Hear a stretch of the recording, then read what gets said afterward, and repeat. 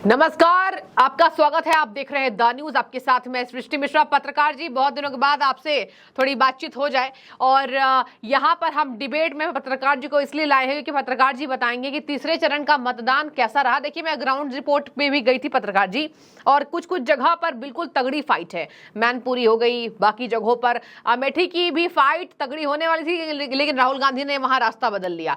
अब बताइए कि तीसरे चरण का मतदान पत्रकार जी कैसा रहा।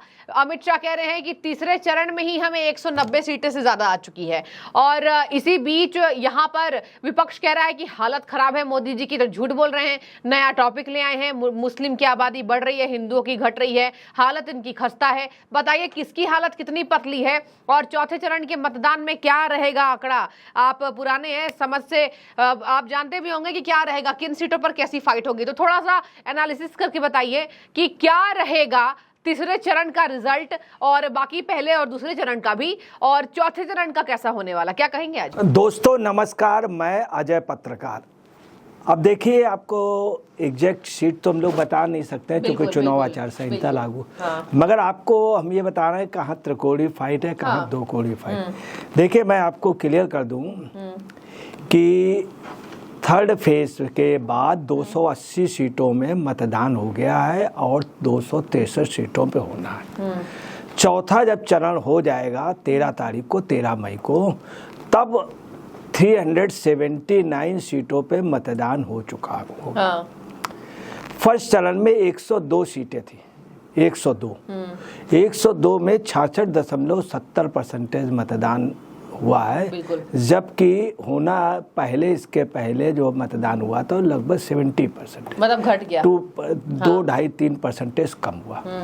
अब आपको सेकंड फेज में भी यही पोजीशन है, तो फर्स्ट और सेकंड फेज की दोनों का अगर आप मिला दीजिए, तब आपको बता रहे हैं कि इन्होंने माना था, अमित शाह ने, दोनों फेज का। आप देखिए अमित शाह की कितनी सही गणना है कि अमित शाह ने माना था 105-6। अमित शाह की मैं एक खासियत बता दें, वो एक टारगेट देते हैं 400, परंतु मोदी जी ने, इन्होंने कुछ जगह बोला भी 370 के आसपास।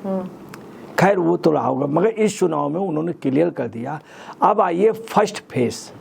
लोग ये समझ रहे हैं कि मैं आपको बता दूं, फर्स्ट फेज में तमिलनाडु का चुनाव हुआ, वहाँ बीजेपी की एक थी ही नहीं, साउथ का हुआ, तो वो तो लगभग उनकी काफ़ी सीटें तो ऐसे निकल गई जहाँ पे लड़े नहीं। इसके बाद अब क्या हुआ है, मैं आपको, तमिलनाडु के 4 सीटों पे फाइट पर बहुत मजबूत है, अच्छी फाइट है। ये बात AIADMK और DMK ने मानी है।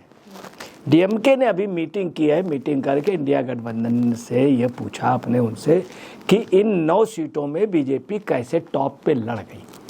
अब 9 में बीजेपी कितनी जाती फाइट रही है। एवरेज कभी भी कोई पार्टी जब पूरी फाइट करती है तो पूरी नहीं जीतती है। मैं आपको क्लियर, अगर 9 सीटों में इन्होंने नेक टू नेक फाइट की तो ऐसा नहीं पूरी जीत जाए।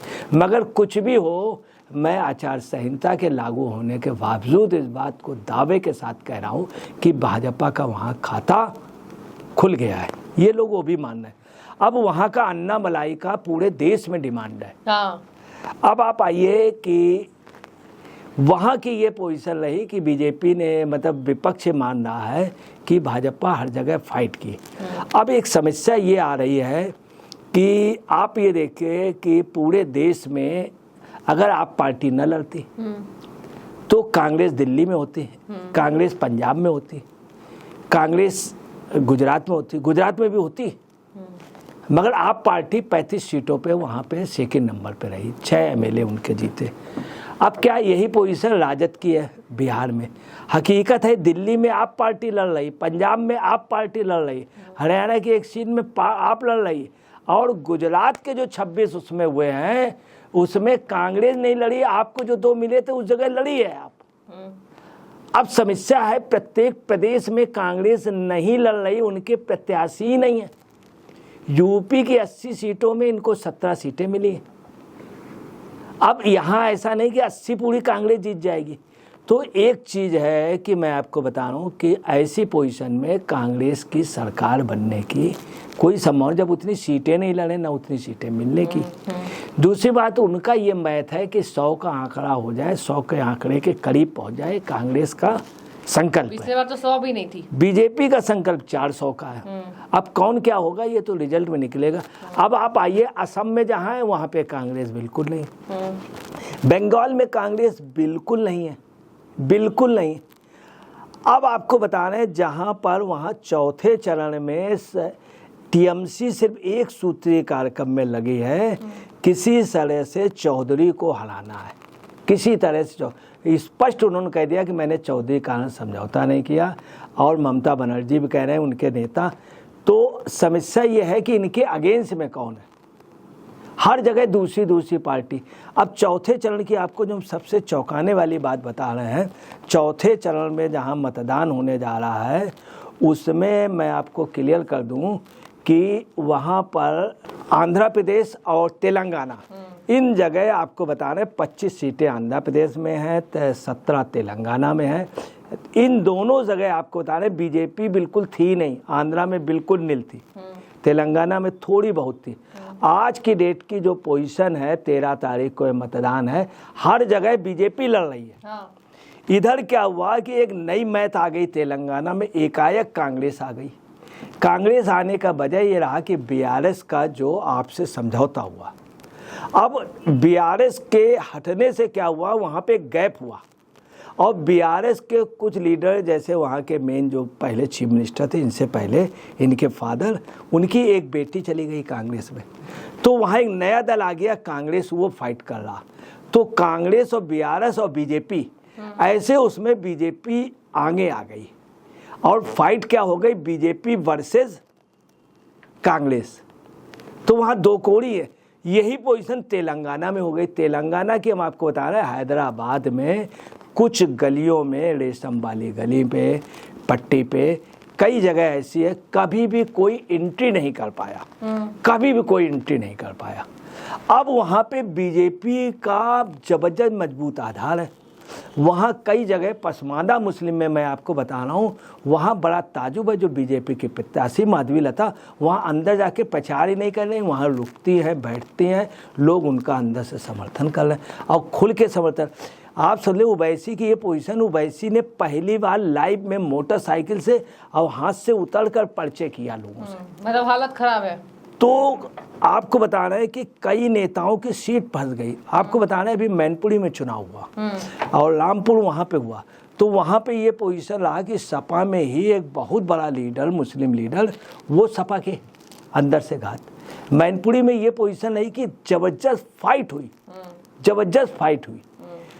अब आपको बता रहे हैं आगे की जो स्थिति है कि हर जगह कांग्रेस नहीं लड़ रही, आसाम में चुनाव, हाँ बाकी हाँ। तो समस्या ये है कि बीजेपी को ना चाहते हुए भी चूंकि सब जगह लड़ रहे हैं, तो ये मजबूरी है। बिल्कुल, ये एक चीज, नई चीज आ रही। अब जैसे बीआरएस का वोट जो है वहाँ पे कांग्रेस वर्सेस, जो कांग्रेस का विरोधी वो बीजेपी में चला जा रहा है बीआरएस की जगह। यही पोजीशन तेलंगाना में, यही पोजीशन आंध्रा में। आंध्रा में तेलुगु देशम जनसेना जो उनकी है, वो जो पवन कल्याण की, बहुत अच्छी पोजीशन में। तो यहाँ पर जो सीटों का 5 जो सीटें हैं गुजरात, वहाँ की, बिहार की, वहाँ की मैं आपको बता रहा हूँ, वहाँ पोजीशन ये है हकीकत में है कि बीजेपी और जदयू वर्सेस, किसी सीट में लालू लड़ रहे हैं तो किसी भी सीट में लालू के समर्थक, मतलब ऐसा नहीं कि पांचों में आरजेडी लड़ रही हो, ये एक समस्या। यही पोजीशन झारखंड में, झारखंड में टोटल, मध्य प्रदेश में ये टोटल बीजेपी वर्सेस कांग्रेस। वहाँ पर भी आपको बता रहे हैं कि बीजेपी का प्रचार तंत्र इतना है कि मामा का वहाँ जादू चल रहा, आपको बता रहे हैं शिवराज सिंह चौहान का जादू चल। महाराष्ट्र की 11 सीटें तो शिवसेना वर्सेस शिवसेना, तो समस्या ये आ रही कि पूरे उस पर ऐसा लग रहा है कि हर जगह फाइट, मगर ऐसा नहीं कि बीजेपी जीत गई, हर जगह फाइट कर रही, ऐसा भी नहीं कि जीत गई। दूसरा कम परसेंटेज जो है ये सत्ता पक्ष के फेवर पे जाता है, मैं आपको क्लियर कर दूं, फेवर पे जाता। तीसरा आपको बताना है कि एक बड़े योजनाबद्ध तरीके से हरियाणा में खेल खेला गया, वो खेल है, और वो खेल ये है कि बीजेपी द्वारा ही खेला गया है कि सैनी को लोग हटाने की मांग करते। जाट, याद रखिएगा जाट का वोट कम है, वो दबंग है हर तरह से। वहाँ क्या हुआ, सैनी समाज जो राजस्थान, हरियाणा, पश्चिमी उत्तर प्रदेश, यहाँ सब जगह सैनी था, मजे का, ये सैनी आप समझ लीजिए बिल्कुल गांठ बांध के आ गया भाजपा के साथ। अगर ये बैकवर्ड वोट चला गया तो मैं आपको बताना यहाँ सब जगह भाजपा को बहुत बड़ा आधार मिल रहा, बहुत बड़ा हवादार। दूसरा कई सीटें फंस गई, मैं आपको बता रहा हूँ। अधीर रंजन चौधरी की सीट फंसी हुई है, शत्रुघ्न सिन्हा की बुरी तरह से फंसी। बीजेपी एक सूत्री कार्यक्रम वहाँ कर रही, किसी भी तरह से शत्रुघ्न सिन्हा को लाओ। तो इन सबका जो रिजल्ट जा रहा है उससे साफ है। दूसरा अमित शाह भी कह चुके हैं 180 सीट के लगभग, 180 सीट। कई दुर्ग गिर गए, और जैसे विदिशा में हुआ, तो विदिशा में आप समझ लीजिए कि वहाँ मामा का जादू चला। जीतेगा कौन ये हम नहीं कह सकते। गुना में ये पोजीशन हो गई है कि गुना में पहली बार मध्य प्रदेश में यादव जो मतदाता है वो बीजेपी के अगेंस्ट में जाता था। एक नई चीज़ देखी गई। तो कुल मिला के ऐसा लग रहा है कि भाजपा हर जगह फाइट कर रही है, और कहीं किसी एक राज्य में कांग्रेस, कहीं किसी दल में। अब किसकी सरकार बनेगी ये आप लोग या उस दिन ईवीएम मशीन ही निर्णय करेगा। बिल्कुल ठीक है। तो देखिए पत्रकार जी भी आपने बहुत सटीक विश्लेषण इसलिए दिया क्योंकि देखिए सीटें तो कोई नहीं बता पाएगा किसकी कितनी आ रही है। यहाँ पर खुलकर बीजेपी भी नहीं करी है, बस एक आंकड़ा दे दिया कि 400 पार होगा। बहुत सारी जगहों पर पेच फंसी भी है, बहुत सारी जगहों पर ऐसी बात है कि अब नए तरीके से सीटें निकलती दिखाई दे रही है बीजेपी की। तो देखिए जबरदस्त फाइट है। और सबसे बड़ी बात है कि पुराने नेताओं की भी यहाँ पर बातचीत करें तो पुराने नेता भी इंडिया अलायंस के इतने हैं जिनकी सीटें आसानी से निकलती इस बार दिखाई नहीं दे रही है। इसी बीच 4 चरण का मतदान बचा हुआ है। आप सब तय कीजिए 4 चरणों में जिस जिस जनता का वोट पड़ना है। हम अपील करेंगे कि आप बाहर निकलिए और वोट दीजिए, अपने मतदान को भागीदार बनाइए। और देखने वाली बात होगी 4 जून को आखिर क्या होगा। क्या अब की बार 400 पार होगा जो बीजेपी दावा कर रही है, या फिर इंडिया अलायंस ने जो कहा है कि इस बार हम सीटें निकालने जाएंगे वो होता दिखाई देगा। देखने वाली बात होगी। जबरदस्त चुनावी मुकाबला 2024 का ये चल रहा है। आपकी जो भी राय हो जरूर कमेंट कीजिएगा। पत्रकार जी शुक्रिया।